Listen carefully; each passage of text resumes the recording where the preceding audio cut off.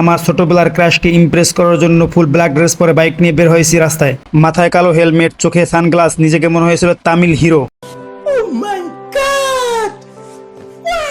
গিয়ে দেখি আমার শখের গার্লফ্রেন্ড রাস্তার পাশে দাঁড়িয়ে আছে। আচ্ছা, তাকে দেখে মনে মনে ভাবলাম একটা স্টাইলিস্ট এন্ট্রি নিতে হবে। দূর থেকে বাইকের স্পিডটা একটু বাড়িয়ে থ্রোটলটা বাড়িয়ে হুম হুম করে চলে আসলাম তার সামনে। হঠাৎ করে সামনে গরু। বাইকটাকে নিজের নিয়ন্ত্রণে রাখার জন্য জোরে একটা ব্রেক দিলাম, হার্ড ব্রেক। এতে করে আমি পড়ে গেলাম একদিকে, আমার বাইক পড়ে গেল আর একদিকে।